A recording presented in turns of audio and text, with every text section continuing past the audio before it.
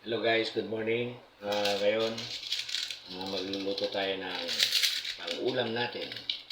O kaya tawagin natin brunch time. Umagahan o aragahan, tsaka tanghalian. Prepare ko lang yung lulutuin nating tilapia.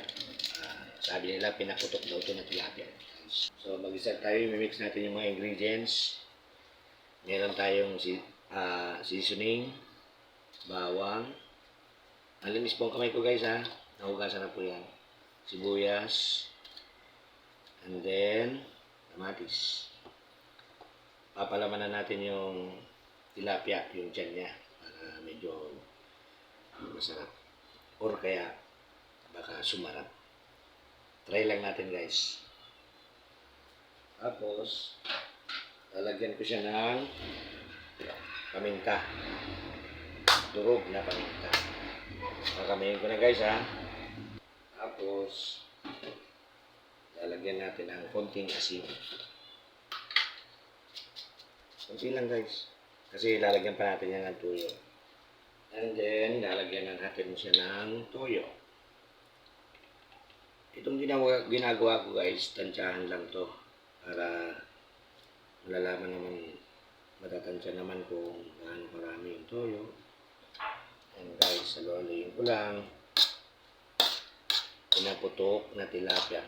Pero ito guys, iluluto ko to sa hindi yung parang steam lang. Ang gagawin ko, gagamit ako ng used oil. Yung mga pinagprituhan ko dati sa mga isda, manok. Tapos, doon ko na siya ipiprito. Yan, gagamit po ako ng foil. Hindi naman gaanong kalaki yan. Pero malaki na rin itong tilapia, isang piraso. Yan guys. Antayin ko lang, naway, hati. Then, yan ko ng konting asin, bilaan. So, hindi naman gaanong mahalat yung nilagay kong toyo. Tapos, saka ko lalagyan ng palaman. Although yung ipapalaman natin dito, hindi naman gaanong siksik kasi yung biyak nung tilapia natin ay maliit lang. Tapos kukunting sabaw-sabaw niya. Para pagka niluluto, manunuot yung lasa niya sa loob. Guys. Tapos, ang ginagawa ko rito, nilalagyan ko ng konting sesame oil sa katawan. Para pag binalot natin, hindi siya manikit. Gaano. Although maninikit siya, pero hindi siya gaanong didikit. Parang lang, hihilamusan lang yung tilapia. And then, ito ko na siya. 1-0. Ganun lang ang proseso na gagawin ko guys sa pagluluto ko nitong pinaputok na tilapia. Lang siya, tansyahan lang. Kaya tutupatin ko lang. Tapos, wala naman akong cutter na nabibiling ganito, kaya ganito lang. Naano ko lang ng pagpuran ko lang konting asin.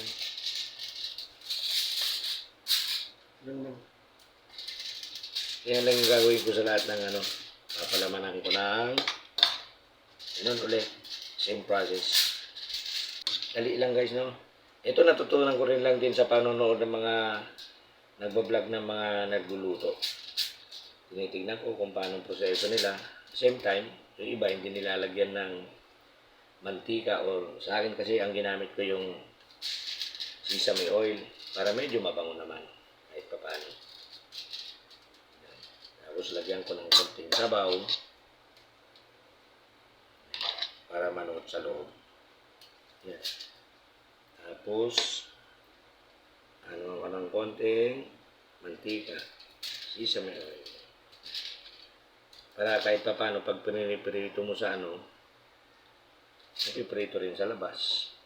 Pero at least hindi gaanong didikit. Although, didikit siya ng konti. Depende kasi yan sa pagluto eh. Kung malakas ang apoy mo, sunog ka agad, didikit siya. Pero kung mild lang, yung pag-apoy, habang nagluluto, maganda yung outcome ng lulutuin. guys, tumagas yung ano. Siguro may butas. Pero okay lang naman. Ang ginagawa ko rito guys, nilalagyan ko pa to ng ano. Pagka uulamin na, nagtitimpla rin ako ng toyo mansi na may sili sa usawan. Kumbaga, ano lang, kumbaga tsaga-tsaga lang din sa pagbabalot. Hindi ko nila, magasarap sana to kung medyo may konting anghang. Kaya lang, syempre, merong iba na mahina sa manghang. Kaya, yan, sa babawiin na lang natin yung pag gusto mo ng medyo manghang, pag kumakain ka, gawa ka na lang ng sausawan na may sili. Okay guys. Saka ano rin, ito practice lang.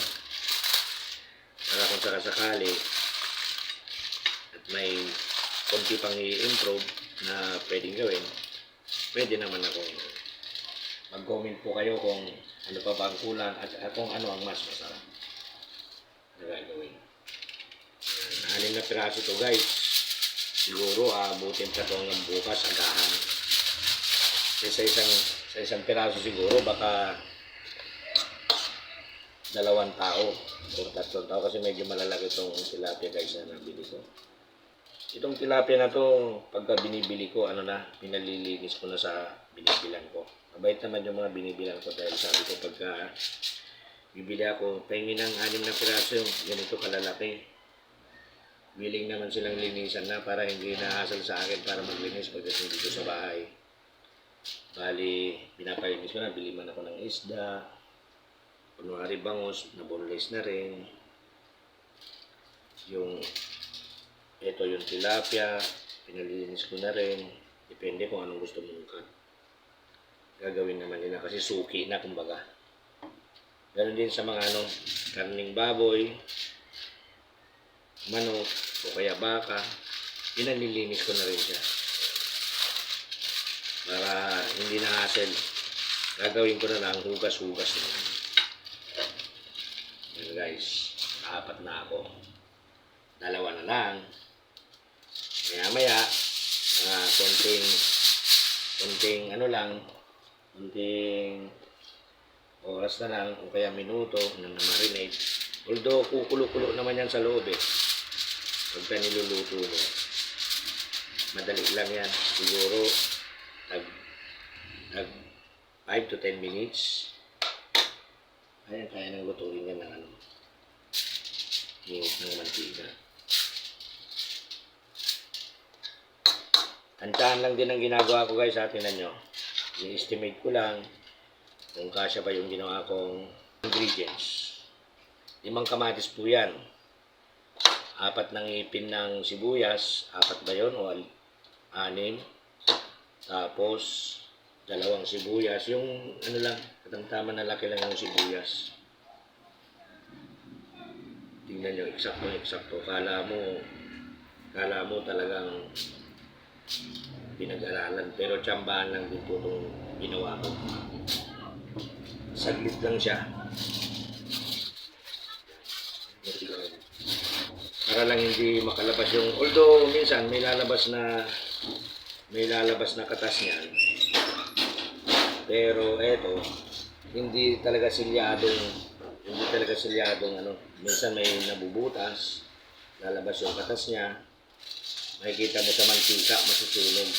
Kaya tsaga-tsaga lang din, balik-baliktad rin, ingatan magbaliktad para hindi gaano masunog. Kasi pag nasunog din, mapait, lalo't may toyo. Yan guys, nakita nyo? Saktong-eksakto lang. Diba? 6 po yan. Sigurado hanggang umaga may agahan pa kami.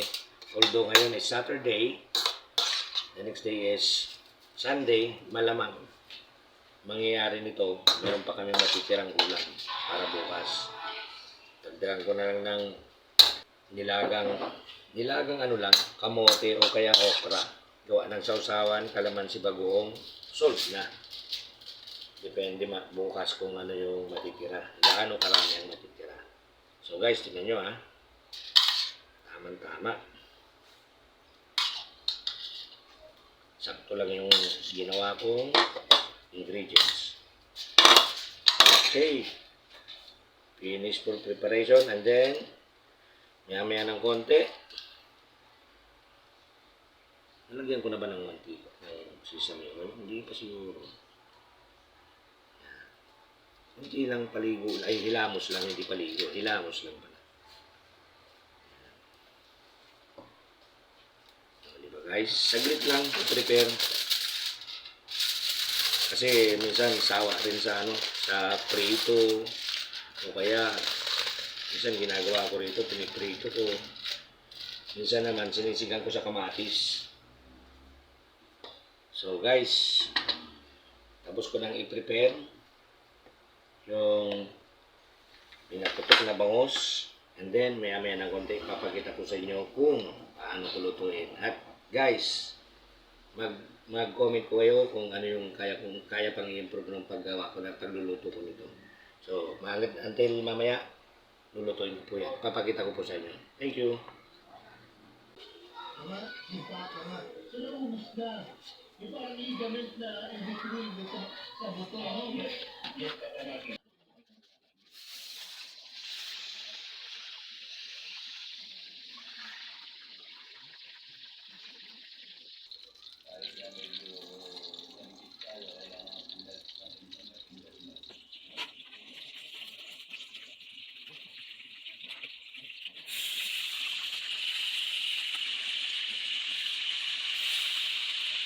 Okay guys, ito nag-prepare na ako ng yung sausawan.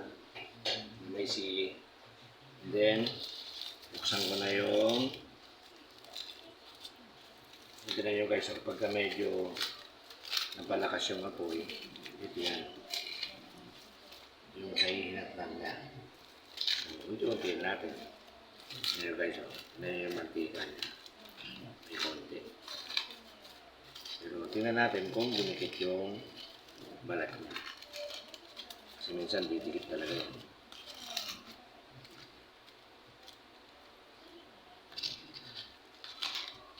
Bango guys.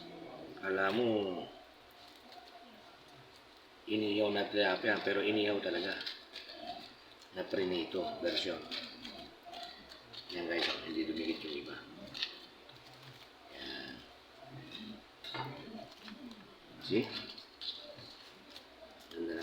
Ganda ng texture niya sa labas. And then, kasi, kaya ako binuksan to, babaunan namin yung mahal kong misis. Dahil sa ngayon, nasa trabaho siya. Yan guys. Okay. Yung kabila, dumikit. Yun. Guys. Yan na guys. So, sunod na nito, eating time na. So, prepare ko muna yung baon ni Mrs. Tapos, kain na rin kami. So, see you guys. That's all.